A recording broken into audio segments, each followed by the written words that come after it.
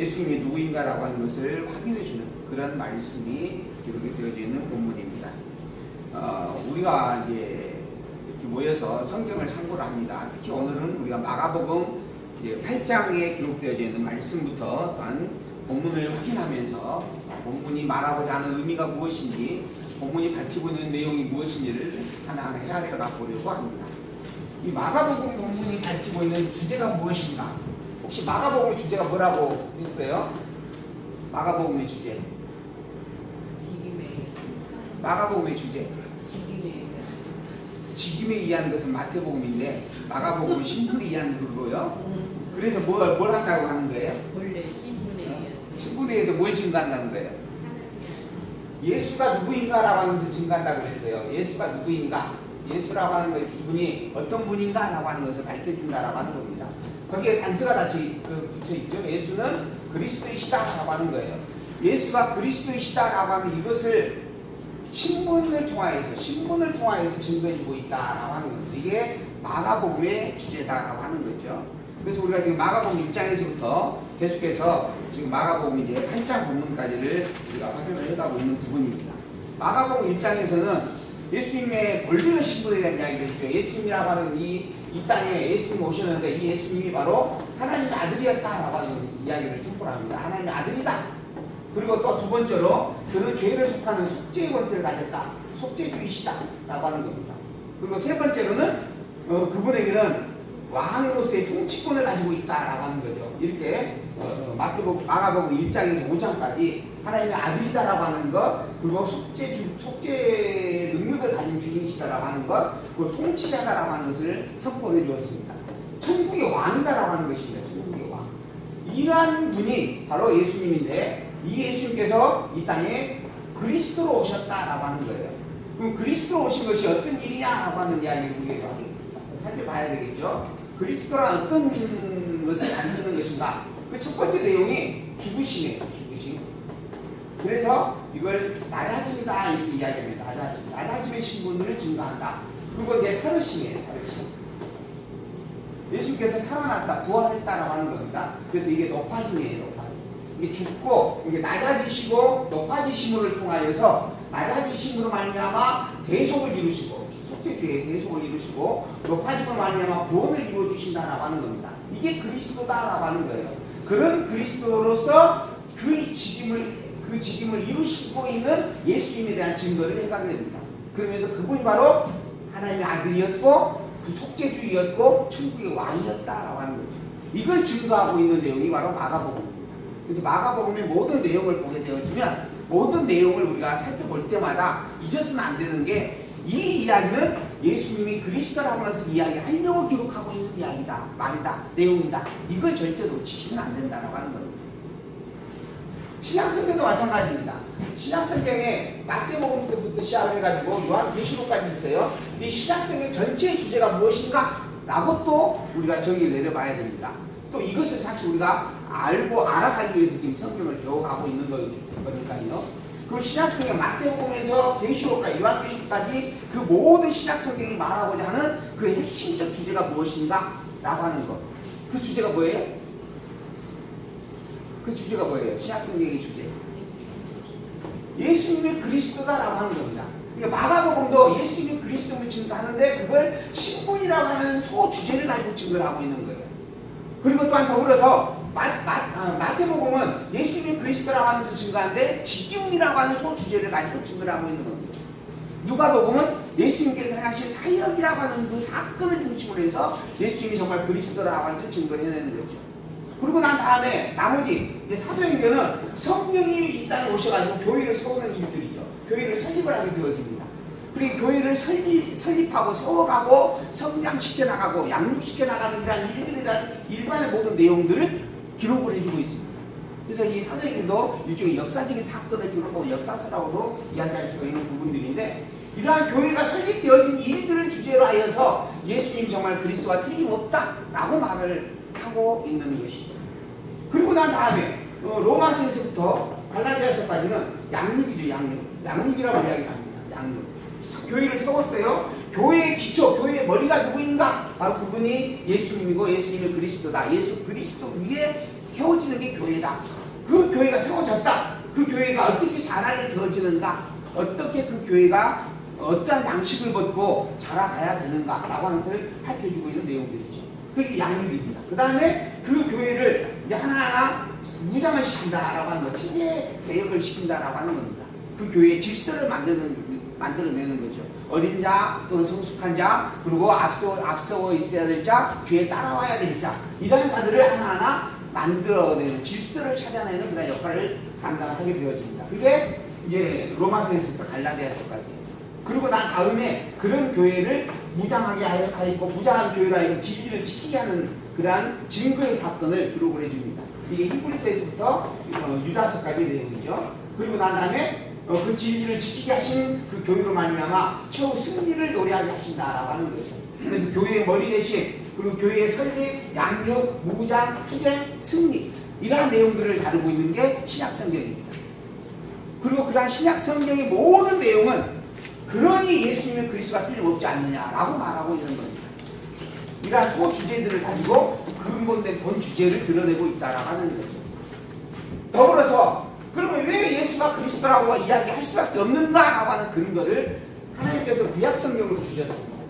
그래서 구약 성경에 있는 내용은 하나님께서 그리스도를 보내겠다 약속을 하고, 너희들에게 보낼 그리스도를 너희들이 어떻게 알아볼 것이냐, 그 증거가 무엇인가라고 하는 것을 선포해 주는 내용입니다. 그래서 구약 성경에 있는 내용을 우리는 그리스도에 대한 오실 메시아에 대한 약속이다라고 이야기를 할 수가 있다라고 하는 거죠. 오실 메시아에 대한 약속, 그리고 약속대로 그리스도가 오셨어요. 오신 그리스도가 누구인지를 밝혀주는 내용입니다. 바로 예수님이 내가 약속한 대로 이 땅에 보낸 그리스도다. 그는 본래 하나님의 아들이었고, 그는 속죄의 능력을 가지고 있는 주인이고, 그는 천국의 왕이시다 라고 하는 겁니다. 그걸 약속으로 선포한 것이 구약 성경입니다. 그래서 이걸 우리는 옛 언약이다 이렇게 또 표현도 하고, 신약 성경을 새 언약이다 이렇게 또 표현도 하는 부분이에요. 결국 이 옛 언약의 구약 성경에 내용의 핵심적 주제가 있다면 그는 그리스도예요. 근데 이 그리스도라고 하는 부분이 구약 성경, 구약 시대에는 어떻게 작용이 되어졌는가? 기름 부음이라고 하는 승리를 통하여 작용이 되어졌습니다. 그래서 기름을 붓다라는 뜻이에요. 그리스도가 기름을 붓다. 그 기름을 부은 것이 어떤 방식으로 이루어졌는가? 하나님께서 왕을 세울 때 해했던 일입니다. 제사장을 세울 때 해했던 일이고, 선지자를 세울 때 기름을 부어 세웠다라고 하는 것이죠. 이게 구약 성경의 실제의 역사적 사실 속에 있는 일들입니다. 이러한 일들이 바로 기름 부음이고, 기름 부음이라고 하는 뜻을 가진 그리스도를 하나님께서 이 땅에 보내겠다라고 하는 그런 약속을 담고 있는 일들이다라고 하는 거죠. 그러면서 더불어 이러한 언약을 이루어가는 하나님은 누구인가라고 하는 것을 밝혀주었어요. 그게 여호와다라고 하는 겁니다. 여호와. 그래서 구약 성경의 주제는 하나님은 여호와이시다. 근데 그 여호와라고 하는 그 의미를 확정짓기 위한 방식으로 언약을 선포하고 언약한 것을 이루어 주신다. 그리고 언약한 그것을 그대로 이루시는 그 능력자가 바로 전능자요, 주권자요, 영원 불변의 신실한 자 곧 여호와이다 라고 증거해 주는 내용이 구약 성경의 내용입니다. 그러한 여호와 되심을 최고의 확증으로 표현하는 방식이 뭐였는가 하면 그리스도입니다. 그래서 신약 성경에서 이야기하잖아요. 하나님께서 당신의 여호와이심을 알게 하는 최고의 표적이다. 무엇이? 그리스도가. 근데 그 그리스도가 진짜 그러면은 왔느냐? 왔다면 누구이냐? 라고 하는 것이 확인이 돼야 되죠. 그게 확인이 되어져야 정말 하나님은 여호와가 틀림없구나 라고 이야기를 할 수 있게 되는 것이죠. 그래서 이제 되어지는 게, 내가 약속한 약속대로 그리스도를 이 땅에 보냈는데 그 그리스도가 누구인지 또한 증거까지 내가 이야기했지 않느냐? 그 증거가 누구에게 있느냐?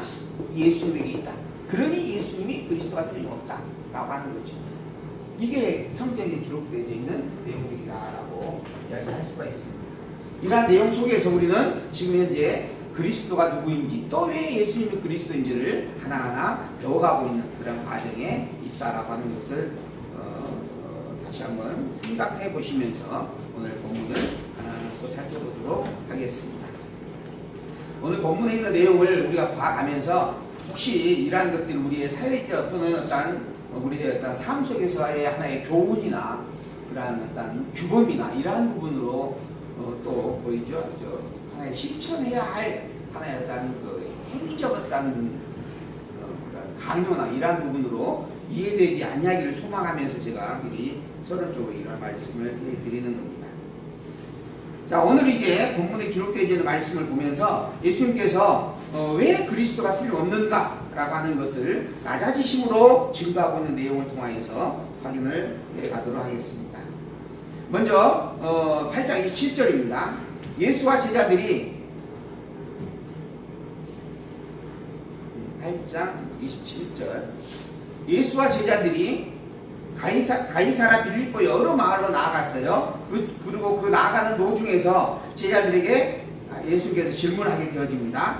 사람들이 나를 누구라고 하고 있느냐라고 묻는 것이죠. 여자와 가로되 세례 요한이라 하고 더러는 엘리야 더러는 선지자 중에 하나라 하고 있다. 이렇게 제자들이 대답을 했습니다. 그러자 이제 예수께서 묻는 거예요. 너희는 나를 누구라고 하느냐? 베드로가 대답을 합니다. 주는 그리스도이십니다. 마태복음 우리가 이미 봤습니다. 근데 마태복음 본문에서는 좀 더 정확하게 나오죠. 좀 더 정확하게 기록이 되어집니다. 뭐라 그랬어요? 주는 그리스도시요 살아계신 하나님의 아들입니다. 라고 기록을 합니다.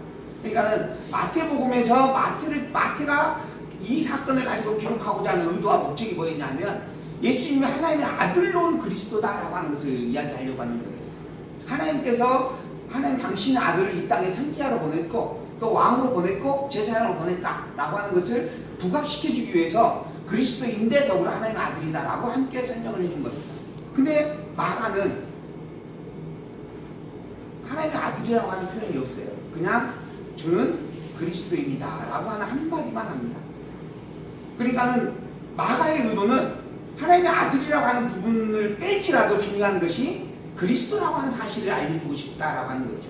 이게 마가의 의도입니다. 그래서 마태의 기록된 내용과 마가의 기록된 내용이 다른 이유가 뭐냐 하면은 그 기록자가 일단 다르기 때문이고 또 기록자가 이 내용을 통하여 말하고 싶은 의도가 다르기 때문에 그런 거예요. 근데 이제 우리가 그것을 같은 사건이니까 같은 내용으로만 취급을 해버리는 경우들이 너무 많습니다. 그래서 그 본문이 차지하고는 그 마가복음 안에서의 위치 또는 마태복음 안에서의 위치 그러한 위치에 따라 그 내용의 의도와 목적이 다르다라고 하는 것을 또 우리가 살펴볼 수 있는 부분들입니다. 어쨌든 베드로는 마가의 이야기 기록을 통해서 볼 때 베드로는 그리스도라고 하는 것을 너무 분명하게 선포를 하고 단순 명료하게 이야기하고 있다라고 말할 수 있는 부분을 확인을 해볼 수가 있습니다. 30절 이에 자기의 일을 아무에게도 말하지 말라 예수께서 경계를 하였어요. 그리스도입니다 라고 이야기하는데 이건 너희들만 아직 알고 있고 다른 데에 가서 이야기하지 말라라고 말씀을 하고 있는 겁니다. 근데 사실 예수님께서는 당신이 하나님의 아들 그리스도임을 알게 하기 위하여 이 세상에 오셨습니다.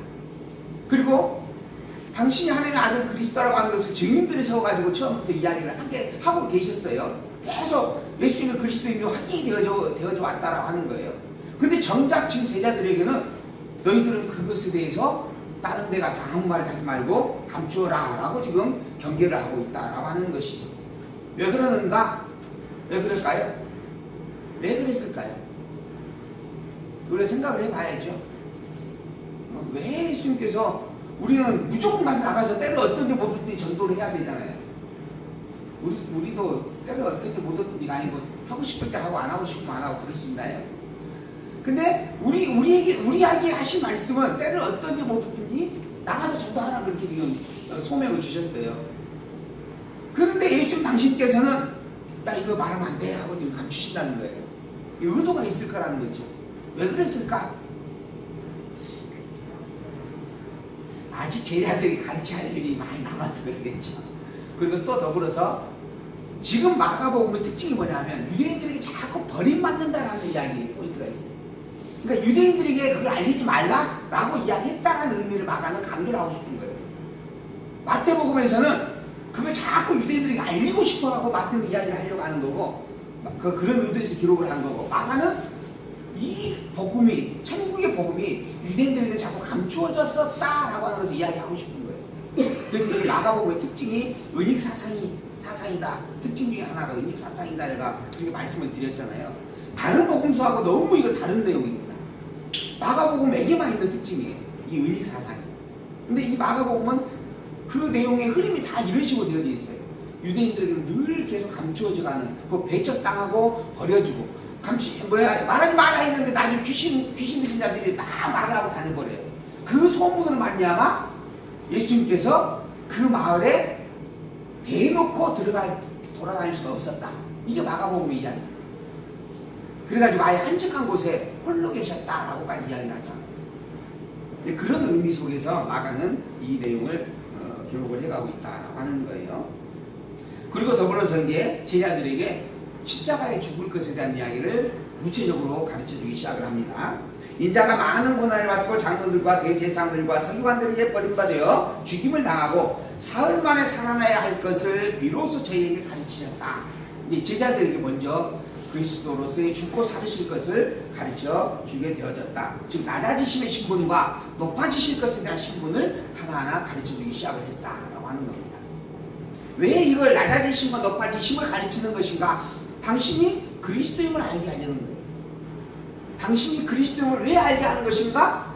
하나님의 여호와이심을 알게 하는, 하나님의 여호와이심을 알게 하는 최고의 표적으로 오셨기 때문에 그런 거예요. 그러니까 당신이 그리스도임을 너무 분명하게 확증되어져야만, 그래야 이스라엘 백성들이 믿는 그 여호와 되신 하나님을 더욱 분명하게 증거해낼 수 있게 된다라고 하는 겁니다. 그래서 예수가 그리스도임을 믿는 신앙이 여호와 하나님을 믿는 신앙과 그 일치되어지는 신앙입니다. 같은 맥락의 흐름을 가지고 있는 내용들인 거죠. 그런데 예수가 그리스도라고 하는 것을 믿지 못하면, 그리고 예수님만이 그리스도라고 하는 것을 믿지 않는다라고 한다면, 바꿔 말하면 여호와의 하나님을 온전히 믿지 못하고 있다라는 말이 되어지는 거예요. 그래서 우리가 이야기를 하는 겁니다. 어떤 이들은 예수가 그리스도라고 하는 것을 인정을 하면서, 그러나 예수만 그리스도가 아니고 예수 위에 다른 그리스도도 보내셨다라고 말하는 이들이 있어요. 이것도 인정할 수가 없습니다. 왜? 성경은 예수님만이 그리스도라고 이야기를 하고 있기 때문입니다. 그리고 그래야만 하나님 당시 여호와임을 확증이 된다라고 이야기를 하고 있기 때문입니다. 그래서 우리에게 그리스도는 예수님밖에 없다라고 고백하는 신앙이 그게 참된 신앙이다라고 하는 겁니다. 예수 이외에는 그 누구도, 그 어떤 존재도 그리스도가 없다라고 하는 겁니다. 근데 예수 이외에 그리스도에 대한 이야기를 말하는 사람들이 참 많습니다. 혹시 오늘 제가 여기 넣었으면, 여기에 보면은 재림에 관한 많은 이야기를 했던 사람들에 대한 내용이 인터넷에 있더라고요. 그래서 제가 그걸 좀 삽입을 해봤습니다. 영국의 피스턴이라고 하는 사람이 있었는데 1736년 12월 12일 날 재림한다. 예수님이 재림한다. 뭐 이렇게 이야기했던 부분이 있고요. 안식일교회 창시자인 밀러라고 하는 사람은 1843년 3월 21일이 재림의 날이다. 또 로스타가무스라고 하는 사람이 있는데 그 사람한테 예언집이 있어요. 거기에서는 1999년도에 재림한다. 그래서 종말이다라고 하는 이야기가 아주 비일비재하게 퍼졌던 그런 부분이 있습니다. 저도 궁금해서 한번 도서관에서 빌려다가 읽어본 기억이 있어요. 이 로스타가무스 예언집이라고 하는 것을. 외국에서도 이런 많은 사람들이 있었어요. 근데 우리나라에서는 어땠는가? 수도 없이 많더라고요. 보니까 에덴 수도원이라고 하는 곳에서 그곳을 운영했던 박인선이라고 하는 목사가 있는데 1960년 3월 29일 새벽 3시다. 그때 예수님께서 오신다. 그리고 매스컴에서 아주 시끄럽게 했던 그 다미선교회, 모든 그 교회의 성도들이 다 하얀 옷을 입고 어디 모였었다 그러죠. 어디 동산에. 그때 옆에 있던 사람 중에 부자 된 사람이 꽤 있었대요. 당신은 이제 추구해서 천국 갈 거니까 내 재산 뭐가 필요 있느냐? 내 재산 너 다 가져라고 추구하는 사람들이 들어있어요.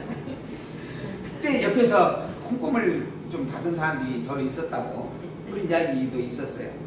그런 내용들이 뭐 보니까 뭐 동방교주 노광고, 뭐 엘리야 복음선교회, 해석교회 유복종 목사님, 그다음에 뭐 장막성전, 지금 저 신천지 장막성전입니다.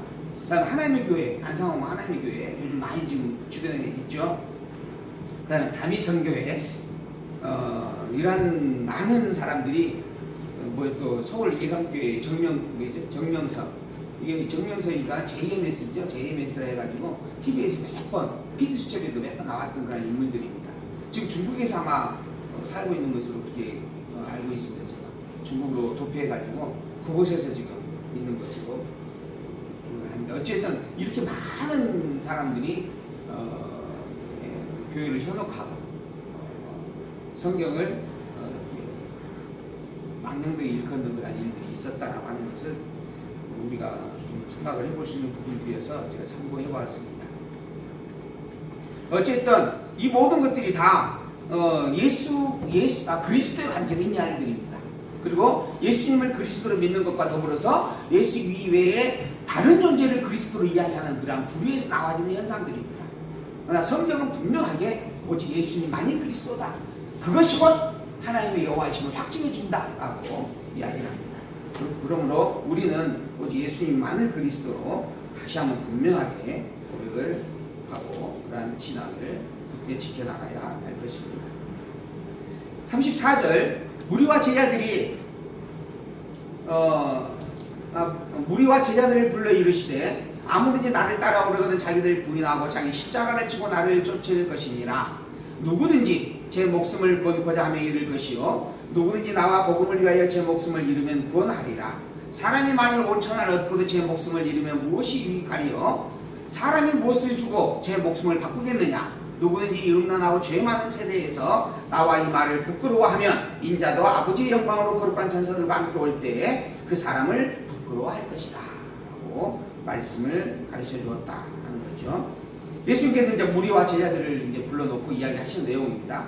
제자들에게 천국 복음에 대해서 그리고 예수님의 죽으심과 살아날 것에 대해서 가르치시고 그리고 난 다음에 이제 그 무리들까지 함께 모아가지고 당부를 하는 겁니다. 아무라도 나를 따라오려거든 자기를 부인하고 자기 십자가를 지고 쫓아와야 된다 하는 거죠.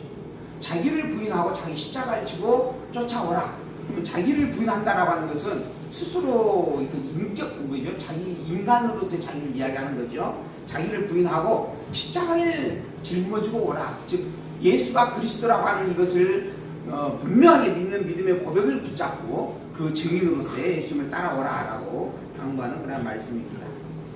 그러면서 이야기하는 거예요. 이 세상에서 가장 중요한 게 무엇인 줄 아느냐? 그게 바로 사람 목숨이다. 이 세상에서 자기의 목숨보다 중요한 것이 없다라고 하는 겁니다. 근데 실제로 그렇죠. 내가 살아가는 삶 속에서 나의 삶을 위하여서 많은 재물도 필요하고 또한 직장도 필요하고 가정도 사실은 이루어가고 하는 부분들이 있습니다. 그리고 그러한 많은 것들이 실상 내가 죽어버리면 아무 소용이 없는 것이 되어집니다. 실제 나에게는 다른 이들에게는 도움이 될지언정 나와 관계에 있어서는 죽으면 그 모든 일들이 결국 끝나지는 일일 수밖에 없다라고 하는 것이죠. 결국 바꿔 말하면 목숨이라고 하는 것이 나에게 있어서는 제일 소중한 것이다라고 하는 이야기입니다. 더불어서 이야기하잖아요. 사람이 만일 5천을 얻고 제 목숨을 잃으면 무엇이 유익하겠느냐? 모든 천하 만국을 내 것으로 얻었다라고 할지라도 내가 죽어버리면 그건 아무 의미가 없다라고 하는 이야기죠. 그 무엇으로도 제 목숨을 바꿀 수가 없다라고 하는 겁니다. 그런데 그러한 귀한 목숨이지만 제 목숨을 구원코자 하면 잃을 것이고 나와 복음을 위하여 그 목숨을 잃으면 구원을 얻는다 라고 말합니다. 이게 인간으로서는 목숨이 제일 소중한데 이 목숨보다 소중한 것이 있다라고 하는 거죠. 그게 무엇이냐? 바로 복음이다라고 하는 겁니다. 예수를 그리스도로 영접하고 예수 그리스도를 믿고 예수 그리스도를 신하고 살아가는 예수 그리스도의 증인의 삶을 사는 이것이 생명보다 사실 더 귀하다라고 이야기를 하고 있는 것입니다. 왜 생명보다 귀한가? 이 세상 피조 세계에서 가장 귀한 것은 생명입니다. 근데 이 생명을 이 피조 세계를 만드신 이가 하나님입니다. 즉 영원적 존재가 있다라고 하는 거죠. 그 영원의 영원적 존재를 아는 자라고 한다면 피조 세계를 초월하여 그 영원함에서의 영원함으로 말미암은 더 소중한 것을 알게 된다라고 하는 거죠. 알아야 마땅한 것이고 그리고 그걸 아는 이에게 하는 말입니다. 이 목숨보다 귀한 것이 바로 영원한 생명이다라고 하는 것이죠. 바로 그 영원한 생명을 가지고 이 땅에 오신 그리스도를 알고 믿는 이것 그것보다 중요한 것이 사실 이 세상에는 더 없을 뿐이다. 오직 내 목숨보다도 더 중요한 것이다. 그것이 바로 말씀을 하는 겁니다. 그래서 누구든지 음란하고 죄 많은 세대에서 나와 내 말을 부끄러워하면 즉 예수님께서 가르치신 말씀 또 예수님이 그리스도라고 하는 것을 부끄러워한다면 그 인자도 아버지의 영광으로 거룩한 천사들과 함께 올 때에 그 사람을 부끄러워할 것이다. 모른다고 내가 이야기하겠다라고 하는 말입니다. 결국 예수 그리스도를 영접하고 예수 그리스도의 가르침을 담대함으로 순종하며 따르는 그게 결국은 참된 진리다라고 하는 가르침을 이야기하고 있는 내용들입니다. 그러므로 사람의 일을 생각하지 말고 하나님의 일을 생각하라라고 하는 당부의 말씀을 예수님께서 해주고 있는 내용입니다. 그리고 난 다음에 이제 또 예수께서 저희에게 이야기하죠. 9장 1절입니다. 또 저희에게 이르시되 내가 진실로 너희에게 이르노니 여기 섰는 사람 중에 죽기 전에 하나님의 나라가 권능으로 임하는 것을 볼 자도 있느니라 이야기했습니다. 이 마태복음에서는 이 이야기를 하고 난 다음에 이제 다른 내용이 포함이 되어지고 난 이후 변화산 사건이 있게 되어집니다. 그래서 이제 어떤 학자들은 여기 섰는 사람 중에 죽기 전에 하나님 나라가 권능으로 임하는 것을 볼 자도 있다 해서 이 하나님 나라가 임한다라고 하는 말이 무슨 뜻일까? 이걸로 인해서 재림을 가리킨다, 종말을 가리킨다 이렇게 이야기하는 분들이 들어 있어요. 근데 지금 본문의 중요한 이야기는 여기에 서 있는 사람 중에 죽기 전에 하나님 나라가 임하는 것을 볼 자가 있다라고 말씀하고 있는 거예요. 근데 아직 예수님이 재림하지 않았습니다. 곧 종말이 아직 임하지 않았죠. 그런데 지금 이 순간까지 이 예수님께서 지금 무리를 모아가지고 가르치고 있는 이 때에 있었던 자들이 살아있는 자가 아무도 없습니다. 그러면 지금 성경 말이 안 맞는 거죠. 지금 여기에 서 있는 사람 중에 죽기 전에 하나님의 나라가 권능으로 임하는 것을 볼 자도 있을 것이다 했는데 하나님 나라가 아직 임하지 않았는데 그때 살았던 사람들이 아무도 없다라고 하는 거죠. 그러면 이 말이 무슨 말이겠느냐? 이제 마태복음에서는 그것에 대한 부분을 여러 가지로 지금 이야기를 할 수 있는 내용이 있지만 마가복음은 아예 답을 주고 있습니다. 마가복음 뭐라 하냐면 바로 그 뒤에 2절을 보면 엿새 후에 예수께서 베드로와 야고보와 요한을 데리고 높은 산에 가셨다라고 이야기를 하고 있어요. 그러니까는 9장 1절에 있는 말씀에 바로 이어서 2절에서 변화산 사건을 이야기를 하고 있는 거예요. 그러니까 9장 1절에 기록된 이 말씀은 변화산 사건을 가리키고 있는 이야기다라고 우리가 분명하게 확인할 수 있는 내용이 되는 겁니다. 근데 마태복음은 이게 이렇게 바로 연결이 안 돼 있어요. 마태복음 17장에 그렇게 기록이 되어져 있는 부분입니다. 근데 마가복음을 보면 이 사건은 변화산에 있을 일을 가리키는 것이었다라고 분명하게 우리가 확인할 수 있는 부분입니다. 근데 이 종말이라고 하는 말 때문에 사람들이 아직도 많이 혼돈하고 오해를 하고 있는 부분들이 있어서 그래서 제가 다시 한번 본문을 통해서 확인을 해드리는 내용입니다. 엿새 후에 예수께서 베드로와 야고보와 요한을 데리고 변화산으로 높은 산을 가셨어요. 그리고 그곳에서 변화되어지는 모습을 보여줍니다. 그 옷이 광채가 나며 세상에서 빨래하는 자가 그렇게 희귀할 수 없을 만큼 아주 힘이 깨끗했다 하였다라고 하는 거죠. 이에 엘리야가 모세와 함께 저희에게 나타나 예수로 더불어 말씀하거늘 베드로가 예수께 고하되 랍비여 우리가 여기 있는 것이 좋사오니 우리가 초막 셋을 짓되 하나는 주를 위하고 하나는 모세를 위하고 하나는 엘리야를 위하여 그렇게 하십시다 라고 요청을 합니다. 이는 저희가 심히 무서워하므로 저가 무슨 말을 하는지 알지 못함이더라. 마침 구름이 와서 저희를 덮으며 구름 속에서 소리가 나되 이는 내 사랑하는 아들이니 너희는 저희의 말을 들으라 하는지라. 문득 둘러보니 아무도 보이지 않고 오직 예수와 자기들 뿐이었더라. 엿새 후에 변화산에서 모세와 엘리야와 함께 거니는 예수님의 모습을 세 명의 제자들이 보았습니다. 여기에 섰는 사람 중에 죽기 전에 하나님 나라가 임하는 것을 볼 자가 있다라고 하는 것처럼 이 세 명이 보았다라고 하는 겁니다. 그리고 난 다음에 이제 요한계시록에 가게 되어지면 사도 요한이 삼층천을 보게 되어지는 그런 내용이 기록이 되어집니다. 그러니까 이런 내용들 자체가 본문을 통해서 직접적으로 그 답이 없다는 것을 우리가 살피는 게 참 중요한 부분들이라 생각이 되어집니다. 이러한 부분들이 단절이 되어지면 그러면은 이것이 요한계시록에 기록되어져 있는 종말을 가리키는 것인지 또는 지금 현재 아까 재림이라고 하는 것이 언제 있다라고 예언하는 것처럼 그런 것들에 대한 빌미의 근거로 쓰여지는 경우들이 너무 많습니다. 이단이 가장 많이 이러한 내용들을 가지고 인용을 하는 부분들입니다. 그래서 이러한 본문들을 우리가 통체적으로 살필 수 있는 그런 시각이 너무 필요하다 생각이 되어집니다. 어쨌든 엘리야와 모세가 예수님과 함께하는 모습을 보여주었고 그걸 세 명의 제자들이 보게 되어졌다라고 하는 사건의 내용입니다. 예수님께서 약속한 대로 살아있는 자 중에 하나님의 나라가 임하는 그리고 하나님의 나라가 권능으로 드러나게 되는 사건을 보게 하겠다라고 하는 말씀을 이루어 주었다라고 하는 거죠. 9절에서 13절 경계하며 죽은 자 가운데 살아나는 것을 다시 한번 가르쳐 주시는 그러한 말씀이 기록이 되어집니다. 저희가 산에서 내려올 때 예수께서 경계하시되 인자가 죽은 자 가운데서 살아날 때까지는 본 것을 아무에게도 이르지 말라. 이 세 명의 제자에게 당부를 하는 겁니다. 아직 이걸 밝힐 때가 아니다라고 하는 거예요.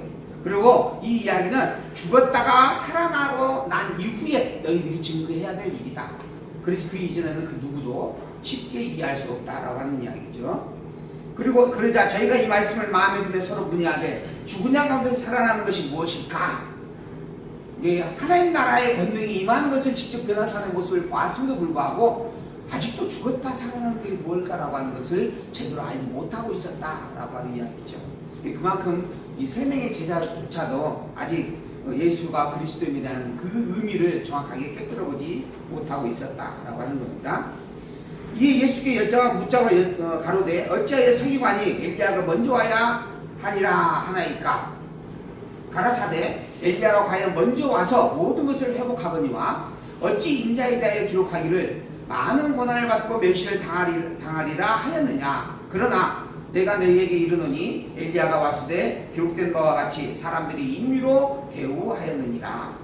예수님께서 이야기하시는 말씀입니다. 먼저 이제 무리들이 묻습니다. 제자들이 예수님께서 변화산에 있었던 이야기를 하지 말라라고 하는 당부를 듣고 난 다음에 묻는 거죠. 서기관들이 엘리야가 먼저 와야 한다라고 이야기하고 있는데 그게 무슨 말입니까? 라고 하는 거죠. 그러자 엘리야가 과연 먼저 와서 모든 것을 다 하도록 되어져 있다. 이게 하나님께서 정해 주신 하나님 뜻이고 이미 선포된 예언의 말씀이다 라고 하는 겁니다. 그리고 더불어 엘리야가 와서 모든 것을 회복하거니와 어찌 인자에 대해 기록하기를 많은 고난을 받고 멸시를 당하리라 하였느냐 라고 반문합니다. 무슨 말이냐 하면 회복이라고 하는 부분이 있어요. 회복. 엘리야가 와서 모든 것을 다 회복한다. 이거 회복은 완성시킨다 이런 의미가 담겨있는 내용입니다.